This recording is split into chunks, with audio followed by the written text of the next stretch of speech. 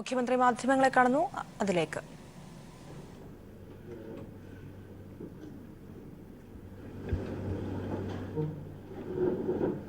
ഇന്ന് നിയമസഭയിൽ റൂൾ 300 അനുസരിച്ച് ഒരു പ്രസ്താവന മേശപ്പുറത്ത് വെച്ചിരുന്നു. അപ്പോൾ സാധാരണ നിയമസഭയിൽ അവതരിപ്പിക്കുന്നതാണ്, ഇന്നത് അവതരിപ്പിച്ചിരുന്നില്ല. നിങ്ങളുടെ കൂട്ടത്തിൽ ചിലർ അത് പറയുന്നത് നല്ലതാണെന്ന് അറിയിച്ചിട്ടുണ്ട്. അപ്പം അതേ രീതിയിൽ പറഞ്ഞാൽ കുറച്ച് സമയമെടുക്കും.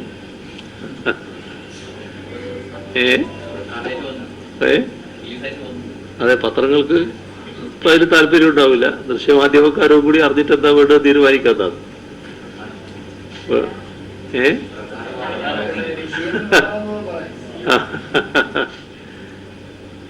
അപ്പൊ അതിന്റെ ചുരുക്കം പറഞ്ഞാൽ മതി അല്ലേ? ശരി. അപ്പൊ നമുക്ക് ഈ നൂറ്റാണ്ടിൽ നമ്മുടെ നാട് കണ്ട ഏറ്റവും വലിയ കാലവർഷക്കെടുതിയാണ് ഈ കഴിഞ്ഞ ആഗസ്റ്റ് മാസത്തിലുണ്ടായത്. ഇന്നത്തെ ദിവസത്തിൻ്റെ ഒരു പ്രത്യേകതയാണ് ആദ്യം നമ്മൾ ഓർക്കേണ്ടത്. ഓഖി ചുഴലിക്കാറ്റ് കേരള തീരത്ത് ദുരന്തം വിതച്ചതിൻ്റെ 1-ാം വാർഷിക ദിനമാണ്. അപ്പോൾ ഓഖിയും നിപ്പയും നമ്മുടെ സംസ്ഥാനത്തിന് വലിയ ദുരന്തമാണ് വരുത്തി വച്ചിരുന്നത്. ഇതിൽ കഴിഞ്ഞ കാലവർഷക്കെടുതിയുടെ ഭാഗമായിട്ട് നമുക്കതിനെ നേരിടാൻ കഴിഞ്ഞതിൻ്റെ ഏറ്റവും വലിയ പ്രത്യേകത നമ്മുടെ മതനിരപേക്ഷ സംസ്കാരം തന്നെയാണ്. അതിൻ്റെ ഭാഗമായി ഒറ്റക്കെട്ടായി കേരള ജനതക്ക് നിൽക്കാൻ കഴിഞ്ഞു എന്നുള്ളതാണ് പ്രത്യേകത. ഇവിടെ 31,000 കോടി രൂപ പുനർനിർമ്മാണത്തിനാവശ്യമാണെന്നാണ് ഐക്യരാഷ്ട്രസഭയുടെ ഏജൻസികൾ തന്നെ കണക്കാക്കിയിട്ടുള്ളത്. ഇവിടെ കാണേണ്ടത് തലമുറകളായി ആഘാതം സൃഷ്ടിക്കുന്ന പാരിസ്ഥിതിക നഷ്ടമുണ്ട്. അത് നികത്താനുള്ള തുക വേറെ കാണും. ഇതിൽ ദുരന്തങ്ങളെ ഒറ്റക്കെട്ടായി നിന്ന് അതിജീവിക്കാൻ നമുക്കായി എന്നതാണ് ലോകത്തിന് മുന്നിൽ നമുക്ക് കാണിച്ചു കൊടുക്കേണ്ടത്. അതിലേറ്റവും പ്രധാനം ജനങ്ങളുടെ ഐക്യമാണ്. ഇതിന് ഉതകുന്നൊരു സമീപനം, സമഗ്രമായ സമീപനം സ്വീകരിക്കാൻ നമുക്ക് കഴിയണം. ദുരന്തത്തിൻ്റെ ശേഷിപ്പായി നിൽക്കുന്നത് നമ്മുടെ ആസ്തികൾ, വല്ലാതെ കേടുപാടുകൾ പറ്റിയ ആസ്തികളാണ്. അപ്പോൾ അറ്റകുറ്റപ്പണിക്ക് നല്ല തുക ചെലവഴിക്കേണ്ടതായിട്ട് വരും. ശാസ്ത്രീയമായ പഠനങ്ങളുടെ പിൻബലത്തോടെയാണ് ഈ പ്രവർത്തനങ്ങൾ നടത്താൻ ഉദ്ദേശിക്കുന്നത്. അതോടൊപ്പം തന്നെ പുതിയ നിർമ്മാണ സാങ്കേതിക വിദ്യകളിൽ അറിവും അനുഭവമുള്ള പ്രവാസികളടക്കമുള്ള ആളുകളുടെ സഹകരണം ഇക്കാര്യത്തിൽ തേടാൻ ഉദ്ദേശിക്കുന്നുണ്ട്. അതോടൊപ്പം ഭാവിയിൽ ഇത്തരം വെല്ലുവിളികൾ ഉണ്ടാകുമ്പോൾ അതിനെ അതിജീവിക്കാൻ കഴിയത്തക്ക രീതിയിലുള്ള നിർമ്മാണവുമാണ് നാം ഉദ്ദേശിക്കുന്നത്. പുനർനിർമ്മാണം എങ്ങനെ എന്നത് നേരത്തെ തന്നെ വ്യക്തമാക്കിയിട്ടുള്ളതാണ്. അതായത് മുൻപുണ്ടായ അവസ്ഥ പുനഃസ്ഥാപിക്കലല്ല, പാരിസ്ഥിതികമായ സവിശേഷതകൾ, നമ്മുടെ ജനങ്ങളുടെ ജീവനോപാധികൾ, നമ്മുടെ കാർഷിക സംസ്കൃതി സംരക്ഷിക്കൽ, ഇത്തരത്തിലുള്ളൊരു കാഴ്ചപ്പാടാണ് വികസിപ്പിച്ചു കൊണ്ടുവരാൻ നമ്മൾ ഉദ്ദേശിക്കുന്നത്. ഇപ്പോൾ ലോകത്താകെയുള്ള അനുഭവങ്ങൾ ഉൾക്കൊണ്ടുകൊണ്ടുള്ള ഒരു പുനർനിർമ്മാണ പ്രക്രിയയാണ് ഉദ്ദേശിക്കുന്നത്.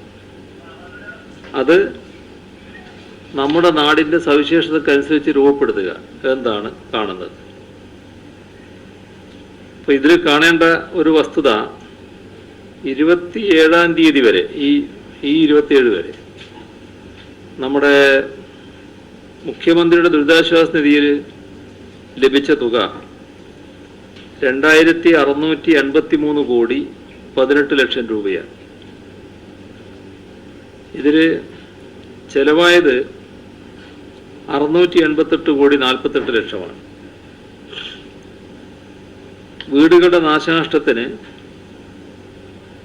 CMDRF-ൽ നിന്ന് 1357 കോടി 78 ലക്ഷമാണ് ചെലവ് പ്രതീക്ഷിക്കുന്നത്. നമ്മുടെ 31,000 കോടി രൂപയാണ് ഇതിന് വരുന്ന ചെലവ് നേരത്തെ പറഞ്ഞല്ലോ. സംസ്ഥാന ദുരന്ത പ്രതികരണ നിധിയിൽ 987 കോടി 73 ലക്ഷം രൂപയാണ് ലഭ്യമായിട്ടുള്ളത്. ഇതിൽ 586 കോടി 4 ലക്ഷം രൂപ ഇതുവരെ ചെലവായിട്ടുണ്ട്. നിലവിൽ 706 കോടി 74 ലക്ഷം രൂപ കൂടി നമുക്ക് ലഭിച്ചാൽ മാത്രമേ നാളിതുവരെയുള്ള ബാധ്യത തീർക്കാനാവുകയുള്ളൂ. ഇതിൽ കേന്ദ്ര സർക്കാർ നമുക്ക് ആ സമയം ഭക്ഷ്യധാന്യം തന്നല്ലോ. അതോടൊപ്പം രക്ഷാപ്രവർത്തനത്തിനായി നമ്മൾ വിമാനങ്ങൾ ഉപയോഗിച്ചിട്ടുണ്ട്. ഈ ചെലവിൽ 290 കോടി 74 ലക്ഷം രൂപ നൽകേണ്ടതുണ്ട് എന്നതാണ് ഇപ്പോഴുള്ള സ്ഥിതി. അപ്പോൾ SDRF-ലുള്ള തുക മുഴുവൻ വിനിയോഗിച്ചാലും ബാധ്യതപ്പെട്ട തുക മുഴുവൻ കൊടുത്തു തീർക്കാൻ നിലവിലുള്ള ഫണ്ട് പര്യാപ്തമല്ല. ഇവിടെ ശ്രദ്ധിക്കേണ്ട ഒരു കാര്യം നമ്മുടെ കേരള പുനർനിർമ്മാണ പദ്ധതിയാണ്. അത് ആസൂത്രണത്തിലും നിർമ്മാണത്തിലും വേഗതയും കാര്യക്ഷമതയും ഉൾക്കൊണ്ടുകൊണ്ടാണ് പുനർനിർമ്മാണത്തിന് വേണ്ടി ഇങ്ങനെയൊരു സംവിധാനം ഒരുക്കിയിട്ടുള്ളത്.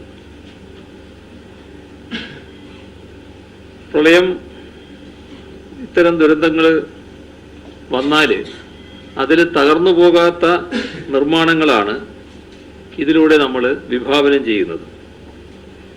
അപ്പോൾ ഭൂമിശാസ്ത്രപരവും പാരിസ്ഥിതികവുമായ സവിശേഷതകൾ ഉൾക്കൊണ്ടുകൊണ്ടുള്ള നിർമ്മാണമാണ് ഇതിലൂടെ ലക്ഷ്യം വെക്കുന്നത്. അപ്പോൾ റോഡുകൾ, സാധാരണഗതിയിലുള്ള റോഡ് നിർമ്മാണം കുറച്ചുകൂടി മെച്ചപ്പെടുത്തേണ്ടതായിട്ട് വരും. നീരൊഴുക്കിനുള്ള ശേഷി മെച്ചപ്പെടുത്തേണ്ടതായിട്ടുണ്ട്. മണ്ണിടിച്ചൽ സാധ്യതയുള്ള സ്ഥലങ്ങളിൽ അതിൻ്റെ സംരക്ഷണം കണ്ടുകൊണ്ടായിരിക്കണം നിർമ്മാണം ഉണ്ടാകുന്നത്. അപ്പോൾ സ്വാഭാവിക പ്രകൃതിയെ സംരക്ഷിക്കേണ്ടതുണ്ട്. മനുഷ്യവാസ കേന്ദ്രങ്ങളെ നിലനിർത്തുകയും ചെയ്യണം. ഇത്തരമൊരു സമീപനമാണ് ഇതിൽ സ്വീകരിക്കുക. പാരിസ്ഥിതികമായ തകർച്ചയെ ലഘൂകരിക്കാൻ ഉദ്ദേശിച്ചുകൊണ്ടുകൂടിയാണ് നാം ഈ പ്രവർത്തനം പ്ലാൻ ചെയ്യുന്നത്. അതോടൊപ്പം മണ്ണിൻ്റെ ഘടനാപരമായ സവിശേഷതകളും ഇക്കാര്യത്തിൽ ഉൾക്കൊണ്ടുകൊണ്ടാണ് പുനർനിർമ്മാണ പദ്ധതി തയ്യാറാക്കുക.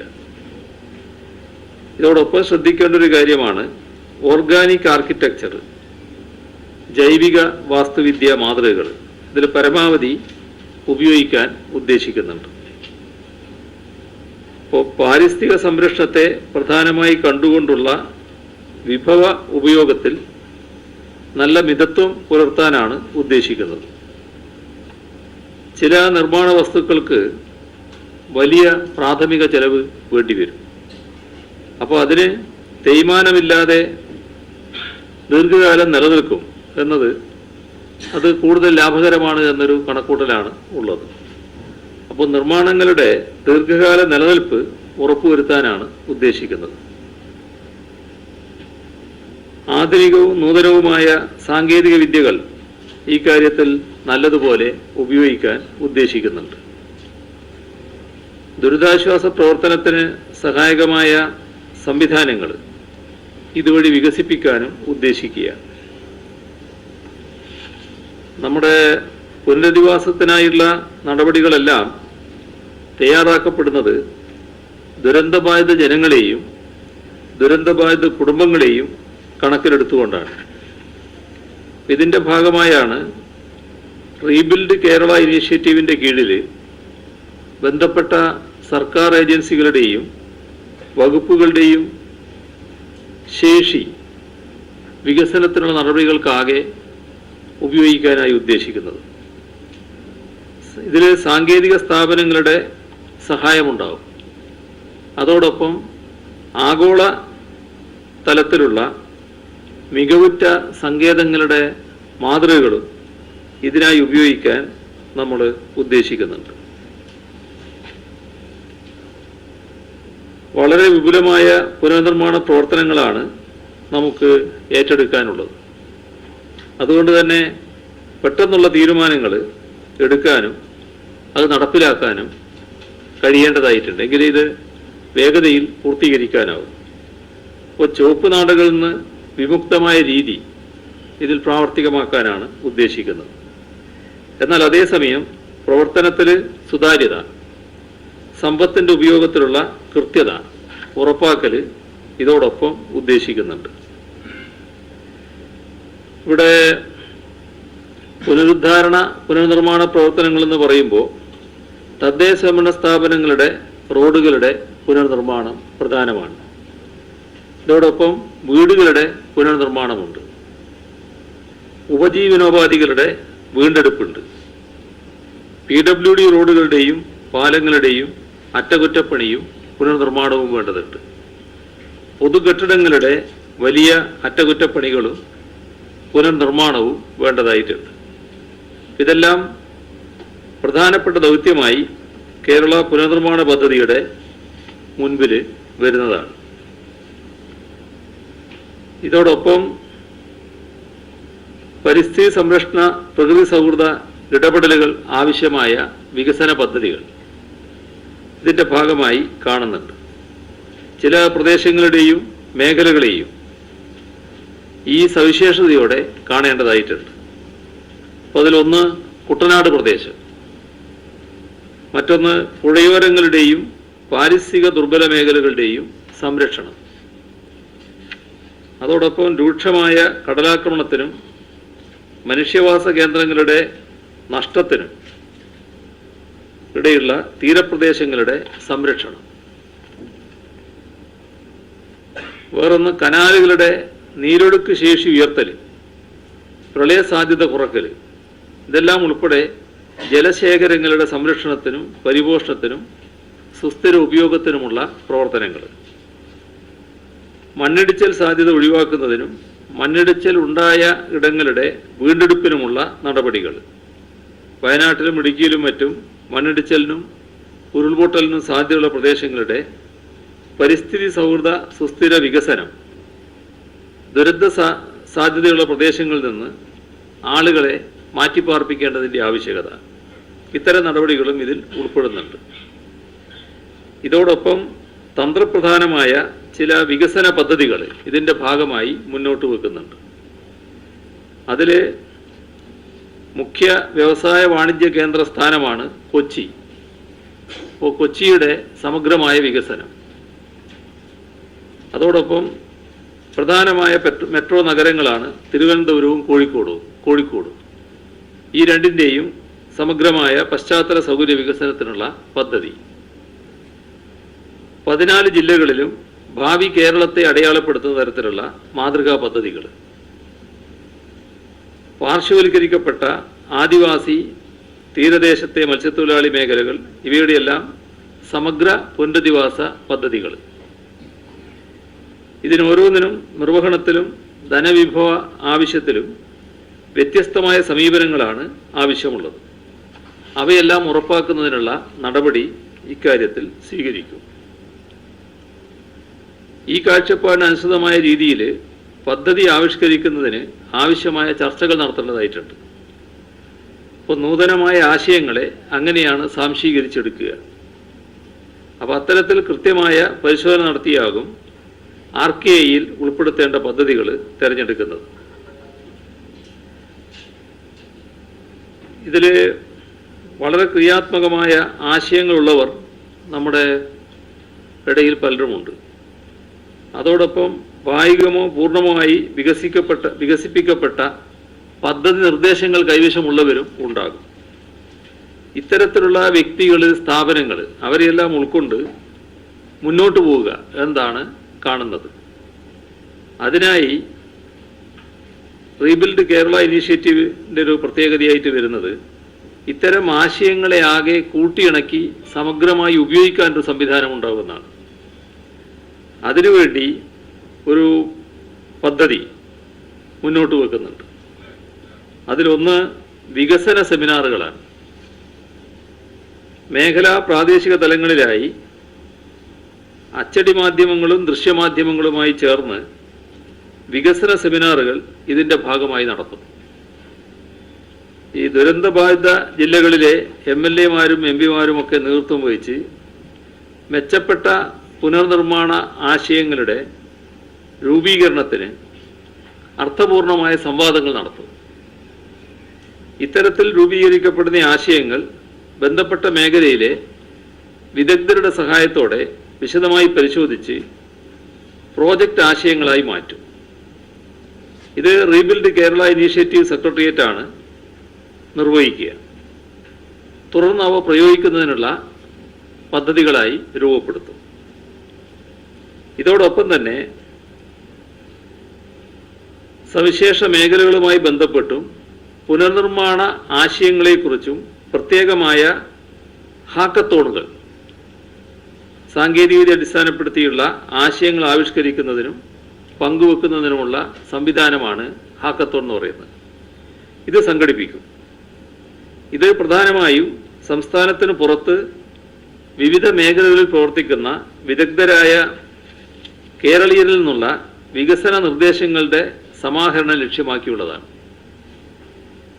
ഇതിൻ്റെ കൂടെ തന്നെ ആശയവിനിമയം, അതായത് തങ്ങളുടെ പ്രദേശത്തെ പുനർനിർമ്മാണ പ്രവർത്തനങ്ങളെക്കുറിച്ച് നൂതന ആശയങ്ങൾ രൂപീകരിക്കാനും സംവദിക്കാനുമായി സ്കൂൾ കോളേജ് തലങ്ങളിൽ അനുയോജ്യമായ പ്രോജക്റ്റുകൾ ഏറ്റെടുക്കുന്നതും ഇതിൻ്റെ ഭാഗമായി പ്രോത്സാഹിപ്പിക്കും. നമ്മുടെ തദ്ദേശ സ്വയംഭരണ സ്ഥാപനങ്ങൾ ഒന്നിലേറെ ഉൾപ്പെടുന്നതും എന്നാൽ ആ മേഖലയുടെ പൊതു ആവശ്യവുമായ പദ്ധതികൾ ആവിഷ്കരിക്കാൻ തയ്യാറാകും. 2 or 3 മുഖ്യ അടിസ്ഥാന സൗകര്യ വികസന പദ്ധതികൾ ജില്ലാ പഞ്ചായത്തുകളുടെയും അതേപോലെ തന്നെ മുനിസിപ്പൽ കോർപ്പറേഷനുകളുടെയും നേതൃത്വത്തിൽ രൂപീകരിക്കും. ഇതിനോടൊപ്പം സർക്കാർ വകുപ്പുകൾ, ജല അതോറിറ്റി, ജലസേചന വകുപ്പ്, പൊതുമരാമത്ത് വകുപ്പ് തുടങ്ങിയവയുമായി ബന്ധപ്പെട്ട പദ്ധതികളും ഇതിൻ്റെ ഭാഗമായി ആവിഷ്കരിക്കും. സംസ്ഥാനത്തിൻ്റെ ഭാവി വികസനത്തിന് പൊതുവെ ഗുണകരമായ മാറ്റം ഉണ്ടാക്കുന്നതായിരിക്കും ഇവയെല്ലാം. അതോടൊപ്പം തന്നെ ദുരന്ത സാധ്യതയുള്ള പ്രദേശങ്ങൾക്ക് സഹായ സംവിധാനം ഒരുക്കുന്നതായ പദ്ധതികളും ഇതിലുൾപ്പെടും.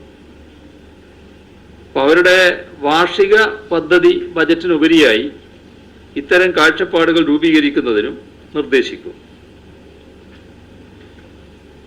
ഇതോടൊപ്പം തന്നെ മുഖ്യമായ പശ്ചാത്തല സൗകര്യ വികസന പദ്ധതി, ഇത് പ്രധാനമായും ഒരു സ്പോൺസറെയോ കമ്പനിയോ പ്രാദേശിക കൂട്ടായ്മകളോ ഒക്കെയുള്ള ഒരു കൂട്ടാളിയെ വെച്ചുകൊണ്ട് രൂപീകരിക്കുന്നതായിരിക്കും.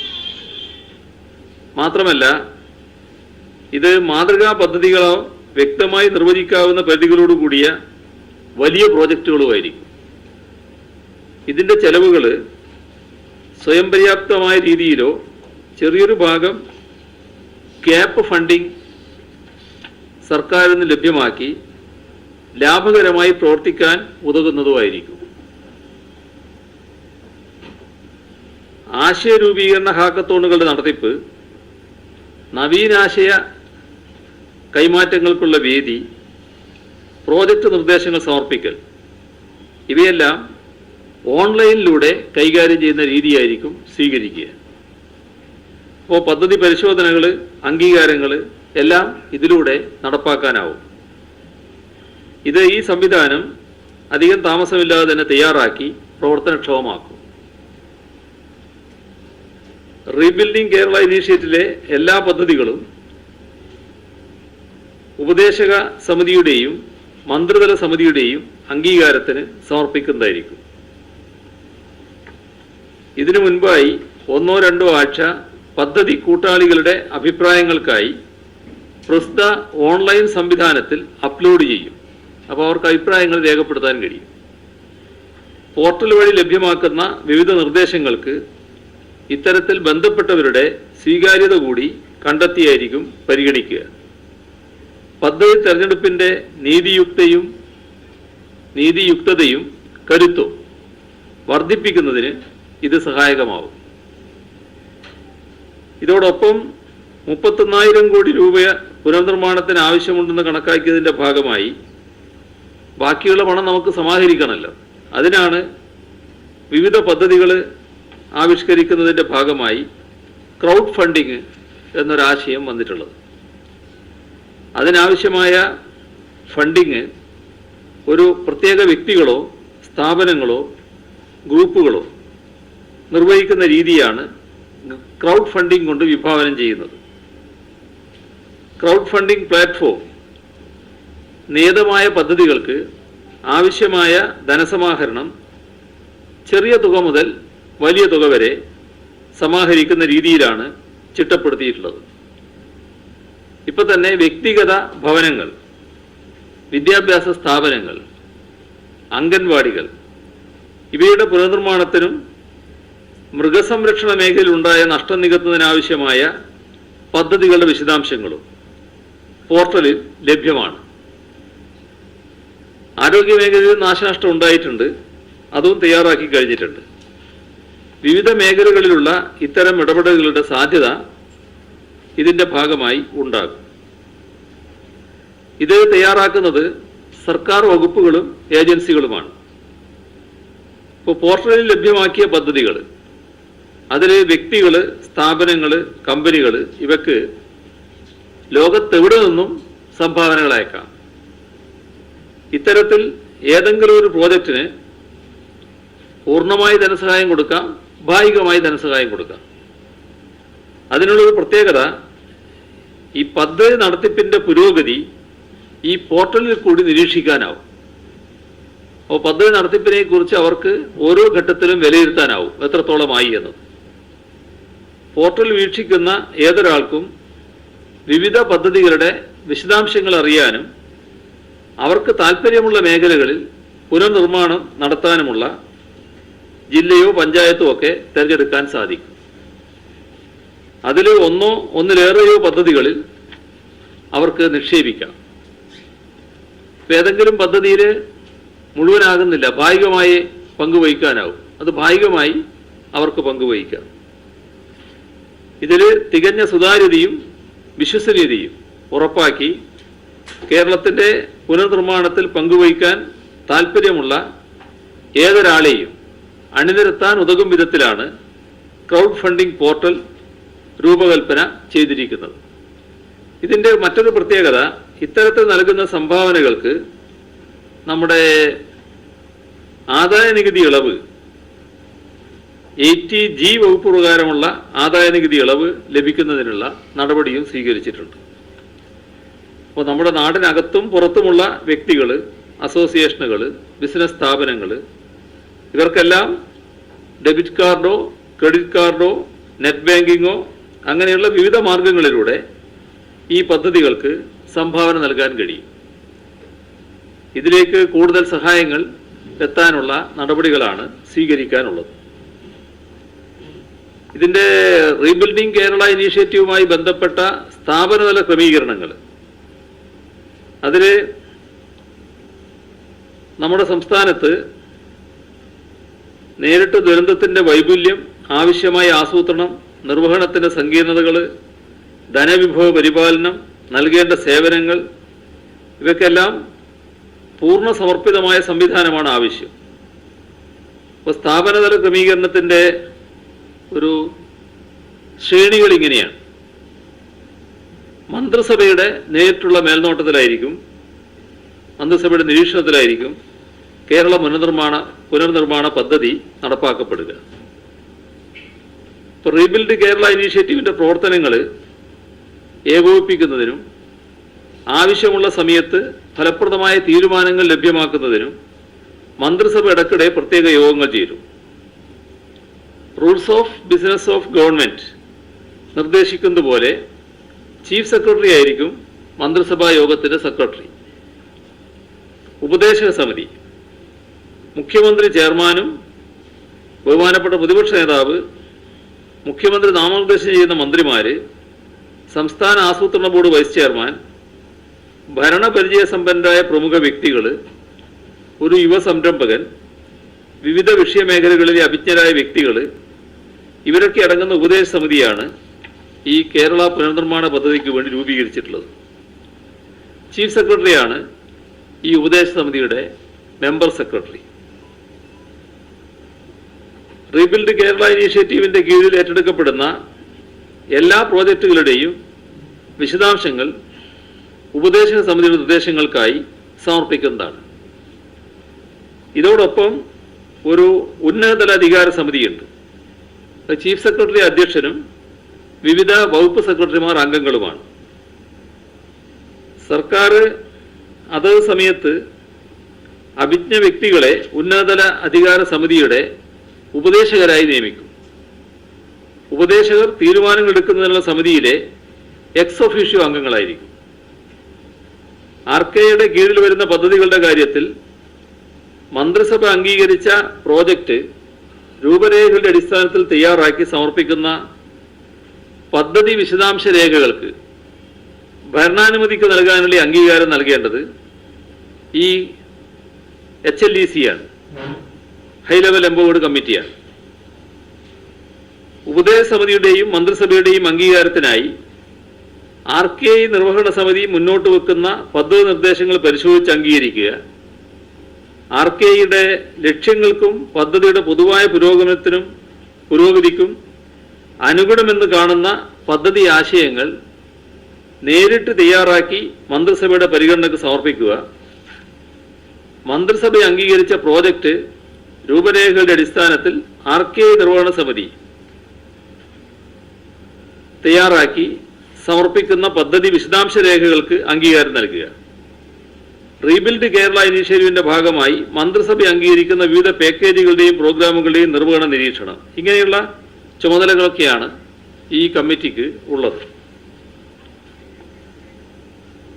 ഇതോടൊപ്പം മന്ത്രിസഭ അംഗീകരിച്ച പ്രോജക്ട് രൂപരേഖയിൽ നിന്നും ഗണ്യമായ വ്യതിയാനം പദ്ധതിയുടെ വിശദാംശ രേഖയിൽ വരുന്നുവെങ്കിൽ അതിന് മന്ത്രിസഭയുടെ അംഗീകാരത്തോടുകൂടി മാത്രമേ ഹൈ ലെവൽ എംപവേർഡ് കമ്മിറ്റി ഭരണാനുമതി നൽകേണ്ടതായിട്ടുള്ളൂ. റീബിൽഡ് കേരള ഇനീഷ്യേറ്റീവ് നിർവഹണ സമിതി അതിൻ്റെ ചീഫ് എക്സിക്യൂട്ടീവ് ഓഫീസർ CEO ആയി സർക്കാർ നിയമിക്കുന്ന മുതിർന്ന ഗവൺമെന്റ് സെക്രട്ടറി ആയിരിക്കും.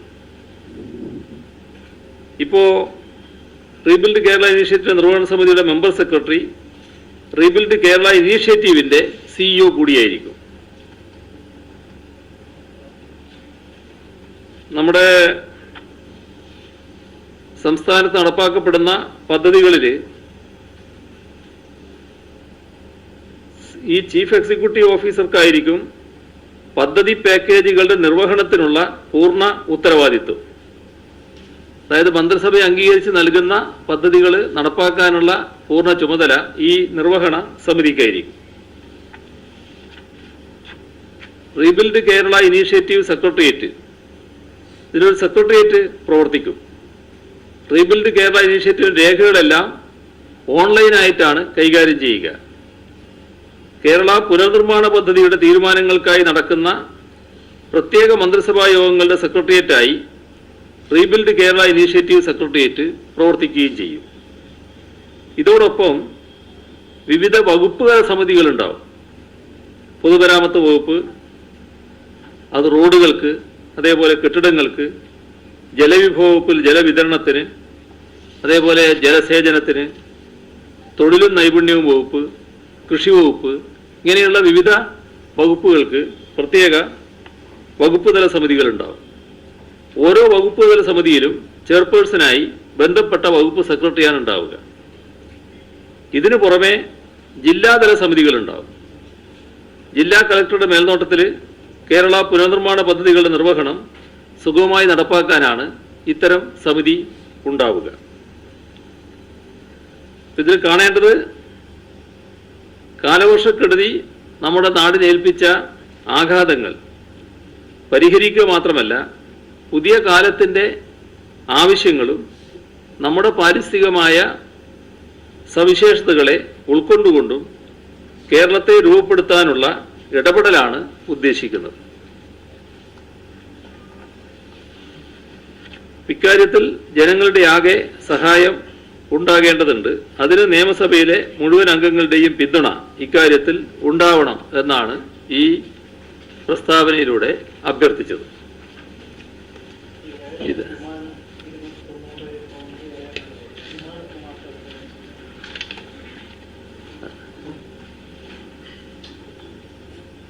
അതിൽ 33,79,77,250 അല്ലേ? ഞാൻ കഴിഞ്ഞില്ല. ഇതൊരു ഭാഗം. ഇത് 33,79,77,250.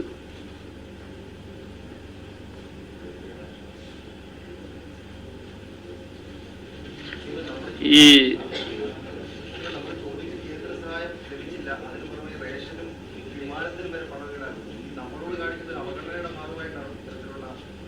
അല്ല, അങ്ങനെ പറയാറായിട്ടില്ല. ഇതിനൊക്കെ ഒരു സർക്കാരിന്റെ ഒരു നടപടിക്രമങ്ങൾക്ക് വരുന്നൊരു കാലതാമസം ഉണ്ടല്ലോ. നമ്മൾ ഇതിന്റെ ഭാഗമായി പഠനങ്ങൾ നടന്നു. ആ പഠനങ്ങൾ നടന്നതിന്റെ അവസാന ഘട്ടത്തിൽ നിൽക്കുകയാണ്. ഇപ്പോൾ ഒരു കത്തുകൂടി ഞാൻ കേന്ദ്രത്തിന് അയക്കുന്നുണ്ട്. ആ പഠനങ്ങൾ പൂർത്തിയായി അതിന്റെ ഏകദേശ റിപ്പോർട്ടുകളായി എന്നാണ് കേൾക്കുന്നത്. അപ്പോൾ അത് സംബന്ധിച്ച് തീരുമാനം പെട്ടെന്ന് വേണമെന്ന് പറഞ്ഞുകൊണ്ടൊരു കത്തുകൂടി കേന്ദ്ര ഗവൺമെന്റ് അയക്കുകയാണ്. അപ്പം നമുക്ക് പ്രതീക്ഷയോടെ ഇരിക്കാം. ഇതേവരെ വന്ന നില വെച്ചാൽ നമുക്ക് കിട്ടേണ്ട പലതും കിട്ടാതായിട്ടുണ്ട് എന്നുള്ളതൊരു വസ്തുതയാണ്. എങ്കിലും നിരാശപ്പെടാറായിട്ടില്ല. ഒന്നുകൂടി ശ്രമിക്കാം നമുക്ക്.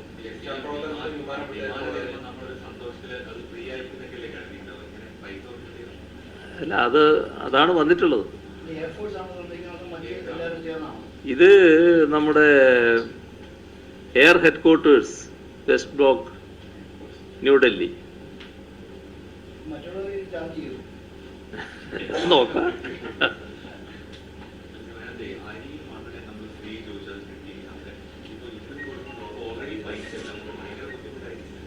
അതെ, ആ 600 കോടിയിൽ ഇത്രയും പോകും. 290 പറഞ്ഞില്ലേ, അത് പോകും. അതാണ് ഉണ്ടാകാൻ പോകുന്നത്.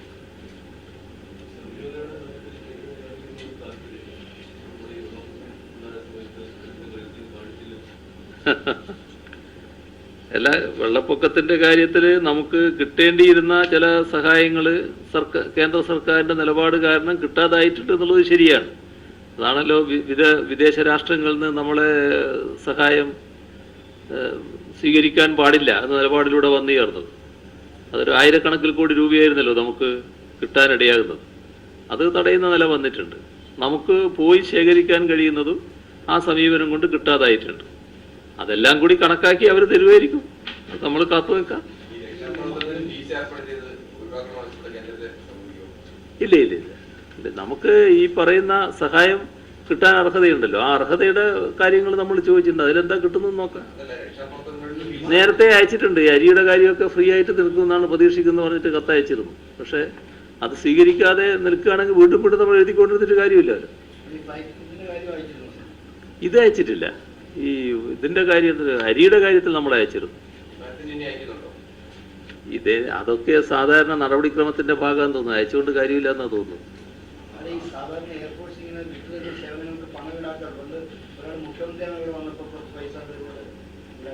ആ, അപ്പൊ പണ്ടായി ഈടാക്കുന്നതല്ലേ നിങ്ങളെ മുന്നനുഭവം കാണിക്കുന്നത്. അല്ല, ആദ്യം നിൽക്കുന്ന അവരെ സേവനത്തിനല്ലേ. അത് നല്ല സേവനമല്ലേ അവർ നടത്തിയത്. അവരെ അസാമാന്യ സേവനം തന്നെയായിരുന്നു, അതിലൊരു സംശയമില്ല. ഇത് കണ്ടിട്ട് അത് നമ്മൾ കാണാതിരിക്കുന്നത്.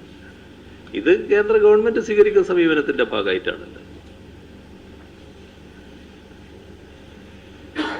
ഇവിടെ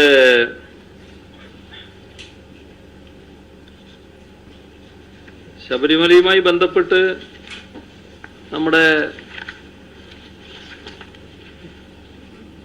സർക്കാർ നിലപാടുകൾ പൊതുവെ സ്വീകരിക്കപ്പെടുന്ന അവസ്ഥയാണ് വന്നിട്ടുള്ളത് എന്നാണ് കാണിക്കുന്നത്. ഇപ്പോൾ BJP തന്നെ ശബരിമലയിലുള്ള സമരം അവസാനിപ്പിച്ചു എന്ന് പറഞ്ഞിട്ടുണ്ട്. നേരത്തെ അവർ ഓരോ ദിവസവും അവിടെ എത്തിച്ചേരേണ്ട ആള്, അതിൻ്റെ നേതൃത്വം വഹിക്കേണ്ട ആള്, ഈ അവിടുത്തെ വളണ്ടിയർമാർക്ക് നേതൃത്വം കൊടുക്കേണ്ട ആള്, പിന്നെ നേതൃതലത്തിൽ നിന്ന് ഇതിനാകെ നിയന്ത്രിക്കേണ്ട ആൾ, ഇവരെയൊക്കെ നിശ്ചയിച്ചതാണ്. അപ്പോൾ ഒരു മാറ്റം ഉണ്ടായി എങ്കിൽ അത് നല്ല കാര്യം തന്നെയാണ്. കാരണം കേരളത്തിൻ്റെ മതനിരപേക്ഷ മനസ്സ് ഇതൊന്നും അംഗീകരിക്കുന്നില്ല എന്നവർക്ക് ബോധ്യപ്പെട്ടു എന്നാണ് കാണേണ്ടത്. അവരാദ്യം ധരിച്ചത് ഇതുമായി ബന്ധപ്പെട്ട് വലിയ അത്ഭുതങ്ങൾ കേരളത്തിൽ സൃഷ്ടിച്ചു കളയാമെന്നായിരുന്നു. ഞങ്ങൾ ആദ്യം വ്യക്തമാക്കിയിരുന്നു അതൊന്നുമല്ല, ഇതിനകത്ത് കേരളത്തിൻ്റെ മതനിരപേക്ഷ കരുത്ത് വളരെ വലുതാണ്. ആ മതനിരപേക്ഷ മനസ്സിൻ്റെ ദൃഢതയെ അത്ര വേഗം ആർക്കും മുലക്കാൻ കഴിയില്ല. അതാണിപ്പോൾ വസ്തുതാപരമായി ശരിയായി വന്നിട്ടുള്ളത്. ഇവിടെ സെക്രട്ടേറിയറ്റിന് മുന്നിലേക്ക് സമരം വരുന്നു എന്ന് പറയുന്നത് അത് സാധാരണ ഒരുപാട് സമരങ്ങൾ ഇവിടെ വരുന്നതാണ്, അതിലൊരു പുതുമയുമില്ല. ഈ ഇവിടെ ഉപവാസം കിടക്കുമെന്നടക്കം പ്രഖ്യാപിക്കുന്ന നില വന്നതായി കാണുന്നുണ്ട്. അതിലൊന്നും സാധാരണഗതിയിലൊരു തെറ്റും പറയാനില്ല. പക്ഷേ ഉന്നയിച്ച ആവശ്യങ്ങൾ ചിലത് ഉന്നയിക്കാൻ പറ്റുന്നതാണോ എന്ന് അവർ തന്നെ ആലോചിക്കേണ്ടതാണ്. കാരണം നമ്മുടെ നാട്ടിലെ നിയമവാഴ്ച അനുസരിച്ച് നിയമവിരുദ്ധമായി കാര്യങ്ങൾ ചെയ്താൽ അതിൻ്റെ ഭാഗമായി കേസുകളും നടപടികളും ഉണ്ടാകും. അത് പിൻവലിക്കണമെന്നും പറഞ്ഞ് സമരം നടത്തിയാൽ അതിൻ്റെ അന്ത്യം എന്തായിരിക്കും എന്നത് ഈ നേരത്തെ നടത്തിയ സമരം പോലെ തന്നെ അതിൻ്റെ അനുഭവം എന്താകും അവർ ആദ്യം തന്നെ മനസ്സിലാക്കിക്കൊള്ളണം. ഇതിലൊന്നും സർക്കാരിൻ്റെതായ ഒരു പിടിവാശിയുടെ ഭാഗമായിട്ട് വരുന്നതല്ല. നമ്മുടെ നാട്ടിൽ നിലനിൽക്കുന്ന ചില സമ്പ്രദായങ്ങളുണ്ട്, നീതി നിർവഹണ സംവിധാനങ്ങളുണ്ട്. അതിൻ്റെ ഭാഗമായി കാര്യങ്ങൾ നടക്കും. അവിടെ വലിയ തോതിൽ സൗകര്യങ്ങൾ കുറവാണ് എന്ന പ്രചരണമാണ് അഴിച്ചുവിട്ടിരുന്നത്. നേരത്തെ വ്യക്തമാക്കിയതുപോലെ തന്നെ സൗകര്യങ്ങൾ കുറവാണ് എന്ന് പറയുന്നത് ഒരു സ്വാഭാവികമായി സംഭവിക്കുന്ന കാര്യമാണ്. എന്തുകൊണ്ട്? 2017 ഉണ്ടായ സൗകര്യങ്ങൾ നിലനിന്നുകൊണ്ട് 2018 കൂടുതൽ സൗകര്യങ്ങൾ ഉണ്ടാക്കാനല്ല അവിടെ കഴിഞ്ഞിട്ടുള്ളത്. 2017 ഉണ്ടായിരുന്ന സൗകര്യങ്ങൾ പലതും തകർന്നുപോയി, നശിച്ചുപോയി ഈ പ്രളയത്തിൽ. ഉദാഹരണത്തിന് പമ്പയിൽ കഴിഞ്ഞ വർഷം 380 ശൗചാലയങ്ങളുണ്ടായിരുന്നു. അതിൽ 240 ഒഴുകിപ്പോയി. ഇതാണ് സംഭവിച്ചത്. അപ്പോൾ നമ്മൾ കാലവർഷക്കെടുതി ഉണ്ടായിരുന്നില്ലെങ്കിലോ, ഈ പ്രളയ ദുരന്തം ഉണ്ടായിരുന്നില്ലെങ്കിൽ ഈ 380 നിന്ന് പിന്നെ കുറച്ചെണ്ണം വർദ്ധിപ്പിക്കാനാണ് ശ്രമിക്കുക. ഇപ്പം നമ്മൾ ആദ്യം ശ്രമിച്ചത് പുതുതായിട്ട് ഉണ്ടാക്കാനാണ്. അപ്പോൾ ആ ഒരു പരിമിതി ഉണ്ടായിട്ടുണ്ട് എന്നുള്ളത് വസ്തുതയാണ്. എന്നാൽ നമ്മൾ ആദ്യമേ തന്നെ ഇതുമായി ബന്ധപ്പെട്ടുള്ള നല്ല ദൂരക്കാഴ്ചയോടെയുള്ള നടപടികൾ സ്വീകരിച്ചിരുന്നു. കാരണം ഈ ശബരിമലയുടെ ഒരവസ്ഥ വെച്ചാൽ ആദ്യ ദിവസം തന്നെ അവിടെ എത്തുന്ന ലക്ഷക്കണക്കിന് ആളുകൾ മുഴുവനായിട്ട് എത്തുകയല്ല ചെയ്യുക. കുറച്ച് പേര് ആ ദിവസം വരും, പിന്നെ കുറച്ച് ആൾ വരും, ഇങ്ങനെ കൂടിക്കൂടി വരികയാണ് ചെയ്യുക. അപ്പോഴേക്ക് നമുക്ക് സൗകര്യങ്ങൾ വർദ്ധിപ്പിക്കാം. കഴിയാവുന്നത്ര വേഗതയിൽ ഈ തീർത്ഥാടനം തുടങ്ങുന്ന ആ സമയത്തേക്ക് ഉള്ള സൗകര്യങ്ങൾ ഉണ്ടാക്കുക, ഇതാണ് ഉദ്ദേശിച്ചത്. ഇപ്പോൾ ഉള്ള അവസ്ഥ പറഞ്ഞാൽ അവിടെ നല്ല തോതിൽ സൗകര്യങ്ങൾ ഒരുക്കാൻ നമുക്ക് കഴിഞ്ഞിരിക്കുക. ഇപ്പോൾ നിലക്കലാണല്ലോ പ്രധാന കേന്ദ്രമായിട്ട് നമ്മൾ എടുത്തിട്ടുള്ളത്. നിലക്കൽ 1020 ടോയ്ലറ്റുകളുണ്ട്, 50 ബാത്റൂമുണ്ട്, 230 കിയോസ്കുകളുണ്ട്. ഇപ്പോ പമ്പയിൽ തന്നെ ഈ കഴിഞ്ഞ വർഷം ഉണ്ടായ 350 പറഞ്ഞല്ലോ. പമ്പയിൽ ഇപ്പോൾ 404 ടോയ്ലറ്റുകളുണ്ട്. സന്നിധാനത്തില് 1043 ടോയ്ലറ്റും 100 ബാത്റൂമും ഉണ്ട്. ഇവിടെ മണിക്കൂറിൽ 25,000 ലിറ്റർ വെള്ളം ശുദ്ധീകരിക്കുന്ന സംവിധാനങ്ങൾ ഇവിടെയുണ്ട്. 75 ലക്ഷം ലിറ്റർ വെള്ളം സംഭരിക്കാനുള്ള സംവിധാനം ഒരുക്കിയിട്ടുണ്ട്. അപ്പോൾ സൗകര്യങ്ങളുടെ കാര്യത്തിൽ നമ്മൾ കഴിഞ്ഞതിൻ്റെ പുറകിലാണെന്ന് ആർക്കും പറയാൻ പറ്റില്ല. ഈ ദുരന്തമൊക്കെ ഉണ്ടായെങ്കിലും നല്ല രീതിയിൽ തന്നെ നമുക്ക് കാര്യങ്ങൾ ഒരുക്കാൻ കഴിഞ്ഞിട്ടുണ്ട്. ശാന്തമായി അവിടെ ദർശനം നടത്താനുള്ള സൗകര്യങ്ങൾ ലഭ്യമായിട്ടുമുണ്ട്. അതുകൊണ്ട് ഒരു പ്രയാസവും അവിടെയില്ല. നമ്മുടെ സംസ്ഥാനത്തിൻ്റെ മതനിരപേക്ഷത നല്ല രീതിയിൽ പ്രതിഫലിക്കുന്ന തരത്തിൽ ശബരിമലയിൽ ദർശനത്തിനെത്തുന്ന എല്ലാവർക്കും സൗകര്യങ്ങൾ ഒരുക്കാൻ കഴിയുന്നുണ്ട്.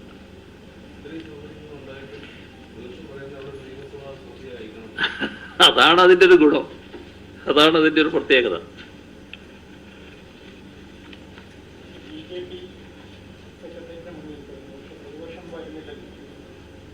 അല്ല, സാധാരണ നമ്മളെല്ലാറ്റിലും കാണല് BJP-യുടെ പ്രഖ്യാപനം ആദ്യം വരിക, പിന്നെ UDF-ഉം അതിൻ്റെ കൂടെ നിൽക്കുക എന്നുള്ളതാണല്ലോ. ഇനിയിപ്പോൾ അവരും അതിൻ്റെ കൂടെ നിൽക്കുമായിരിക്കുമെന്ന് നമുക്ക് പ്രതീക്ഷിക്കാം സ്വാഭാവികമായിട്ട്.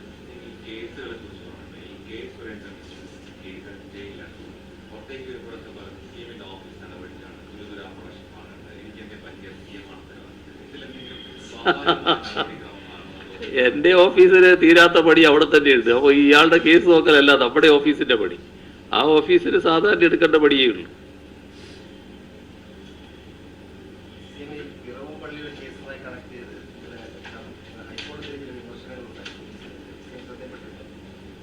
ഇതിൽ നമ്മൾ കാണേണ്ടത് ഹൈക്കോടതി ഒരു ചോദ്യം ചോദിക്കുന്നത് അതൊരു വിമർശനമായിട്ട് എടുക്കേണ്ടതായിട്ടില്ല. ഈ സാധാരണ നമ്മുടെ അഡ്വക്കറ്റുമാരാണല്ലോ ഈ ജഡ്ജിമാരായിട്ട് വരുന്നത്. അഡ്വക്കറ്റുമാർ അവരുടെ ഈ വിസ്താരവേളയിൽ ഈ തെളിവുകൾ, വിശദാംശങ്ങൾ, അവരാഗ്രഹിക്കുന്ന വിശദാംശങ്ങൾ കിട്ടാൻ പല മാർഗങ്ങൾ സ്വീകരിക്കും. ചിലപ്പോൾ വളരെ മയത്തിലായിരിക്കും, ചിലത് വളരെ അവർക്ക് വിഷമങ്ങൾ ഉണ്ടാക്കുന്ന ചോദ്യങ്ങൾ ചോദിച്ചുകൊണ്ടായിരിക്കും. അത് അവർക്ക് കാര്യങ്ങൾ മനസ്സിലാക്കാനാണ്. അപ്പം ഇങ്ങനെ കാര്യങ്ങൾ വിശദമായി മനസ്സിലാക്കാൻ വേണ്ടി പലതരത്തിലുള്ള ചോദ്യങ്ങൾ ജഡ്ജിമാർ ചോദിച്ചു എന്ന് വരും. അതിൻ്റെ അകത്തൊരു സാധാരണ ഇതിലൊരു പെശകുമില്ല. എന്താണെന്ന് മനസ്സിലാക്കാനാണ്. നമ്മൾ തെറ്റിദ്ധരിക്കുന്നത് ഇത് ചോദ്യം വന്ന ഉടനെ ഇത് കോടതിയുടെ നിലപാടാണ് എന്ന് വിചാരിച്ച് അതിനെതിരെ അല്ല അതിൻ്റെ ഭാഗമായിട്ട് നമ്മൾ ചിലപ്പോൾ റിപ്പോർട്ടുകൾ കൊടുക്കുകയാണ്. യഥാർത്ഥത്തിൽ പിന്നീട് വരുന്ന കോടതി നിലപാട് ഈ ചോദ്യത്തിൻ്റെ ഒരു പ്രതിഫലനം ഉണ്ടാവില്ല. ശരിയായ നിലപാട് കോടതി സ്വീകരിക്കുകയാണ്.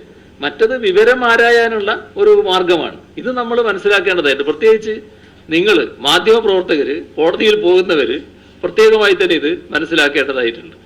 പിന്നെ കുറച്ച് എരി പകരാൻ വേണ്ടി അത് കൊടുക്കുന്നത് സ്വാഭാവികമായിട്ടുള്ളൊരു കാര്യമാണെന്ന് കണ്ടാൽ മതി. നമ്മൾ ഇവിടെയുള്ള പ്രശ്നത്തിൽ നമ്മൾ കാണേണ്ടത് ഈ പിറവം പള്ളിത്തർക്ക കേസിൽ സംസ്ഥാന സർക്കാരിനെതിരെ കോടതിയലക്ഷ്യ നടപടി എടുക്കണം എന്ന ആവശ്യം സുപ്രീം കോടതി മുൻപാകെ ഉന്നയിച്ചിരുന്നു.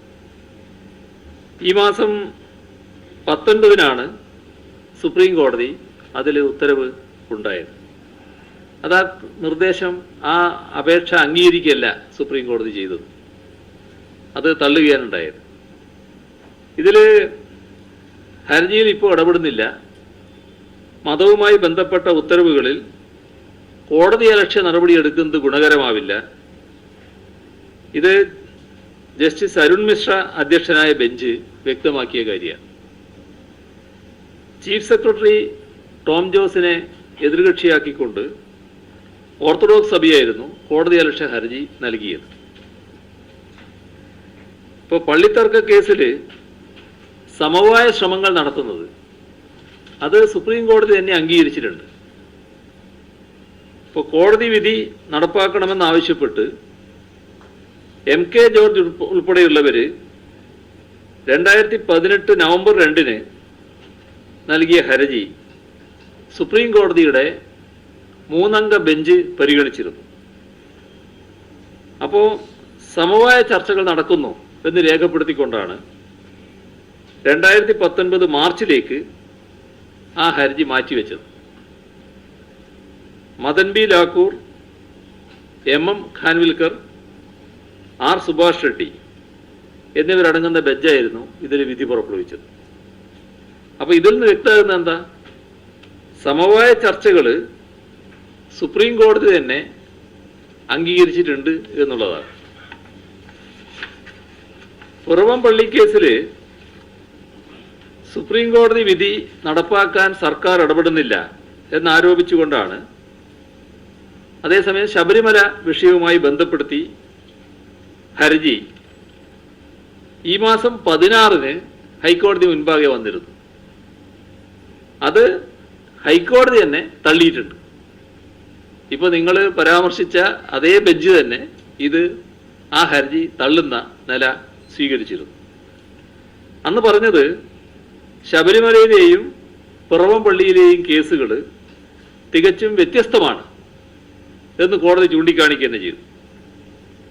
മാത്രമല്ല, ഈ പറയുന്ന കേസിൽ സംസ്ഥാന സർക്കാർ കക്ഷിയുമല്ല.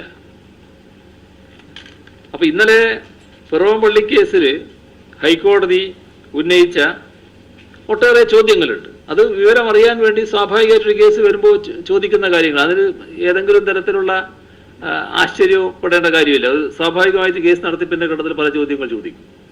അതിനെല്ലാം അഡ്വക്കേറ്റ് ജനറൽ കൃത്യമായി മറുപടിയും നൽകിയിട്ടുണ്ട്. കോടതി ഉത്തരവ് ഇതേവരെ പുറത്തു വന്നിട്ടില്ല. ഇതാണ് അതുമായി ബന്ധപ്പെട്ട വസ്തുതകൾ.